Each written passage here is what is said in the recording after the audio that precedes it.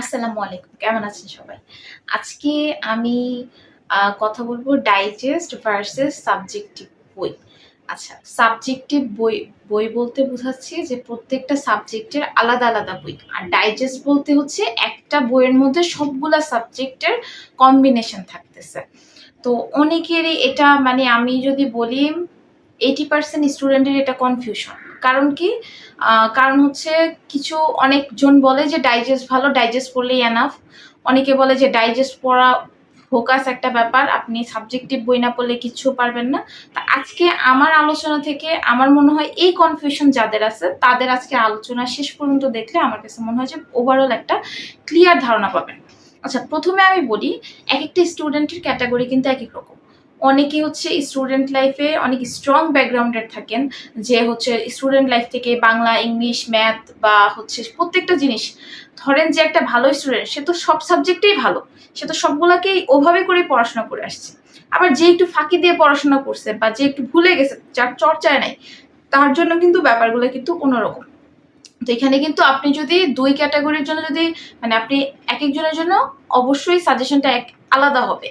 ভালো যারা তাদের জন্য আপনি অবশ্যই বললেন যে আপনি ডাইজেস্ট পড়েন, মানে ব্যাপারটা দুইটা ক্যাটাগরির জন্য দুই রকম হবে। আচ্ছা, তো প্রথমে আসি ডাইজেস্টের একটা ধারণা দিই।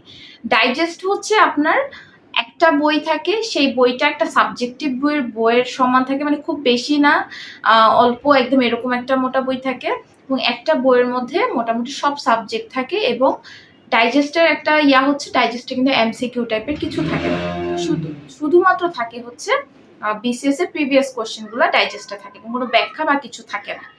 আচ্ছা, তো এখন হচ্ছে তার মানে ডাইজেস্টটা তাহলে কি দিয়ে এত চিকন বইটা? ডাইজেস্ট হচ্ছে সব ধরনের ইম্পর্টেন্ট ইনফরমেশনগুলো দিয়ে ডাইজেস্ট তৈরি। এখানে কোনো ডানে বামে এক্সট্রা কথাবার্তা নাই, আপনি টু দ্য পয়েন্টে আপনার ডাইজেস্টের মধ্যে সবগুলো দেওয়া আছে সাজায়। আচ্ছা, তো এখন আমি আমি বলতেছি যে ডাইজেস্ট কিন্তু আবার আপনি ম্যাথ আর হচ্ছে ইংলিশের জন্য কিন্তু ডাইজেস্ট কখনোই ভালো কিছু না। কারণ ম্যাথ আপনি আলাদা করে প্র্যাকটিস করবেন, সেটা 9-10-এর বই হোক, খায়রুলস ম্যাথ হোক, বা যে কোনো একটা ম্যাথ বই থেকে, গাইড থেকে, যেটা আপনি প্র্যাকটিস করবেন। ইংলিশও তাই, এক একজনের ইংলিশের স্কিলটা এক এক রকম, তো ইংলিশ যার যার প্র্যাকটিসের বিষয়। তো ইংলিশ আর ম্যাথকে আমি বাইরে রেখে যদি ডাইজেস্টের কথা বলি, তাহলে ডাইজেস্টে শুধুমাত্র ইম্পর্টেন্ট ইনফরমেশনগুলো থাকে। এবং সবচেয়ে মোস্ট ইম্পর্টেন্ট হচ্ছে বিসিএস কে টার্গেট করে একটা ডাইজেস্ট রেডি করা হয়। বিসিএস এর প্রশ্নের প্যাটার্ন আর বাংলাদেশের ওভারঅল যত চাকরি আছে সব প্রিপারেশন কিন্তু একরকম না। হ্যাঁ, বিসিএস এর প্রিপারেশনটা এত বড় যে এটা পড়লে কিন্তু অন্যান্য চাকরি প্রিপারেশন হয়, কিন্তু বিসিএস কে টার্গেট করে বিসিএস ঠিক কোন কোন জায়গা থেকে কোয়েশ্চেন করে, কোন কোন জিনিসগুলোকে ওর বেশি গুরুত্বপূর্ণ, সেই জিনিসটাকে কিন্তু টার্গেট করে ডাইজেস্ট বানানো হয়। তাহলে আমরা যারা চাকরি প্রার্থী আছি তারা কিন্তু শুধু বিসিএস পরীক্ষা দিয়ে ব্যাপারটা এমন না, আমরা কিন্তু ওভারঅল সব পরীক্ষাগুলো দিই। এখন আমি যদি এমন একটা প্রিপারেশন নেই যে সেটাতে শুধু বিসিএস কভার হবে, তাহলে তো অন্য চাকরি পরীক্ষা আমি ধরা খাবো। আর বিসিএস যে সবার হবে ব্যাপারটা তো তা না। সেই জন্য ডাইজেস্ট পড়াটা আমি বলবো যে এবার আমি ডাইজেস্ট পড়া ভালো না খারাপ সেটা আমি একটু লাস্টে আসতেছি। এবার আমি একটু সাবজেক্টিভ বই নিয়ে কথা বলি। সাবজেক্টিভ বইয়ে হচ্ছে প্রত্যেকটা জিনিসে একটু ব্যাকগ্রাউন্ড সহ দেওয়া থাকে। ধরেন আপনি অনেকদিন আগে পড়ছেন একটা জিনিস, এখন আবার এটা পড়লে আপনি একটু গল্প আকারে মনে থাকবে, বা আপনি একটু বেশি বেশি ডিটেলস জানা। এই ডিটেলস জানলে হয় কি, এটা এমসিকিউর মতো মুখস্থ না, এটা একটু বুঝে পড়া যায়। প্লাস হচ্ছে বুঝে পড়ার সাথে সাথে আপনি কিন্তু এখানে অনেকগুলো এমসিকিউ পাবেন। এমসিকিউ আপনি প্রত্যেকটা জিনিস পড়বেন আর এমসিকিউ পড়তে পারবেন যে কোন কোন কোয়েশ্চেনগুলো শুধু বিসিএস না, অন্যান্য জব প্রিপারেশনের জন্য যেসব কোয়েশ্চেনগুলো ইম্পর্টেন্ট সেগুলোও আসে, প্রিভিয়াস কোয়েশ্চেনগুলো ওখানে দেওয়া থাকে। তো আপনি এটাও প্র্যাকটিস করতে পারতেছেন, আবার সাবজেক্ট টেস্ট। কিন্তু প্রবলেম হলো এই বইগুলো তো অনেক মোটামোটা, এক একটা পড়তে অনেক সময় লাগে। তাহলে আপনি যখন রিভিশন দিতে যাবেন তখন কিন্তু আপনি এই সাবজেক্টিভ বই রিভিশন দিতে আপনার কিন্তু 7 দিন সময় লেগে যাবে। এক একটা সাবজেক্টিভ বই পড়তে আপনি যদি একদিনও ধরেন, তাহলে আপনার 7টা সাবজেক্ট যদি হয় তো 7 দিন লেগে যাবে সাবজেক্টিভ বই পড়তে। তাহলে এটা কিন্তু রিভিশনের জন্য একটা ভালো প্রসেস না। আপনি পরীক্ষার আগে যদি রিভিশন না দিতে পারেন তাহলে কিন্তু আপনার পরীক্ষা কখনোই ভালো হবে না। কারণ পরীক্ষার হলে জানা ইনফরমেশন ভুল করবেন, কনফিউশন হয়ে যাবেন। তো তখন এটার জন্য রিভিশন হচ্ছে সবচেয়ে মোস্ট ইম্পর্টেন্ট। তাহলে এখন আমি একটু সারসংক্ষেপে আসি। সারসংক্ষেপটা হচ্ছে যারা আসলে ব্যাকগ্রাউন্ড ভালো, যাদের মোটামুটি ওভারঅল বেসিক পড়াশোনা করা আছে, তাদের জন্য ডাইজেস্ট পড়তে পারেন। যদি প্রিলিমিনারি টার্গেট থাকে এবং সামনে যদি 3 থেকে 4 মাস সময় থাকে, এর বেশি সময় না থাকে, যে না আমি সামনে আমার প্রিলিমিনারি পরীক্ষা, আমি এত অল্প সময়ে কভার করতে চাইতেছি, তখন কিন্তু আপনি সাবজেক্টিভ বই দিয়ে কভার করতে পারবেন না। তখন আপনাকে কি করতে হবে, ডাইজেস্ট দিয়ে কভার করতে হবে।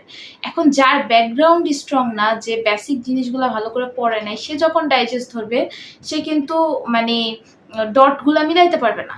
সে তখন দেখা যাবে কি এমসিকিউর মতো পড়তেছে, এমসিকিউর মতো পড়তেছে। তো আর যেহেতু এটাতে টপিক ওয়াইজ এমসিকিউ নাই, সেহেতু তার কিন্তু এমসিকিউ সম্পর্কে কোন কোন কোয়েশ্চেনগুলো পরীক্ষা আসছে এগুলো সম্পর্কে কিন্তু সে জানবে না।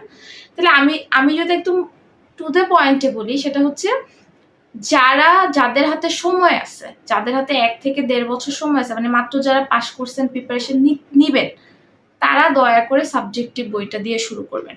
সাবজেক্টিভ বই কয়েকবার পড়ার পরে, ধারণা ক্লিয়ার হওয়ার পরে, আপনি চাইলে সাবজেক্টিভ বই পড়া শুরু করার আগে আপনি 9, 10 এবং ইন্টারমিডিয়েটে যে বইগুলো পড়ে আসছেন, আপনি 2 মাস ধরে সেই বইগুলো আবার একটু রিভিশন দেন, মানে জাস্ট চোখ বুলে আসেন যে কি স্টুডেন্ট লাইফে আমি পড়ে আসছি। এগুলো কিন্তু অনেক ইম্পর্টেন্ট। সেটার পর আপনি সাবজেক্টিভ বইটা ধরতে পারেন। একদম পরীক্ষার আগে আপনি হচ্ছে শুধুমাত্র ডাইজেস্ট পড়বেন।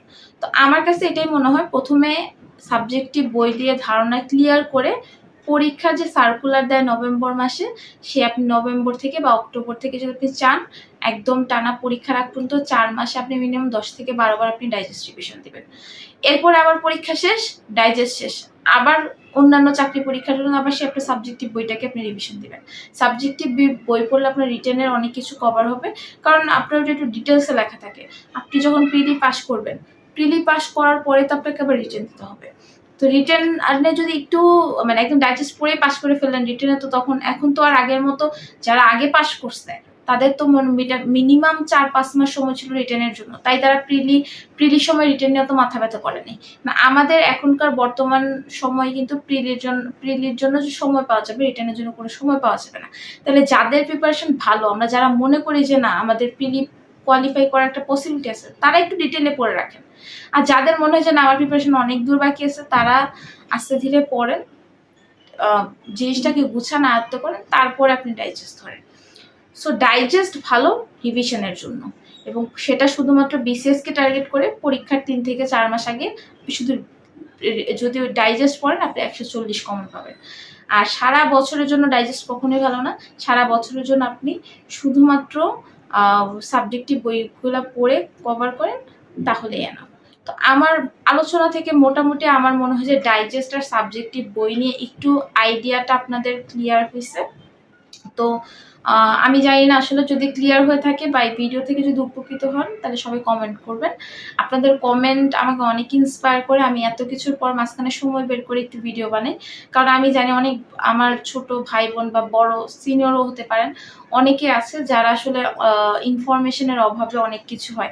যেমন একটা ডাইজেস্ট, কোন ডাইজেস্ট বইটা ভালো, হ্যাঁ এটা নিয়ে অনেকে কমেন্ট করছেন, আমি এটা অনেক রিপ্লাই দিছি। আমি হচ্ছে প্রিসেপ্টর ডাইজেস্টটা পড়ছি, এটা ভালো, ইনসেপ্টরও ভালো, কিন্তু প্রিসেপ্টরটা আমি যেহেতু পড়ছি সো আমার কাছে ভালো লাগছে, আমি ওটাই রিকমেন্ড করবো।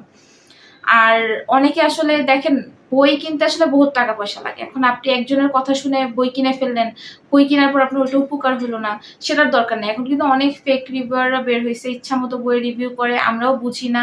আসলে বুঝার তো অপশন নাই, আমরা কার থেকে বুঝবো? আমরা হয়তো তার একটা কথা শুনে বই কিনে নিয়ে আসছি, বই ওইভাবেই রেখে দিচ্ছি, ওইটা আর পড়া হয় না। তো এই জন্য আমার কাছে মনে হয় যে সাবজেক্টিভ বই কিনলেও প্রত্যেকটা সাবজেক্টের একটা করে বই কিনবেন।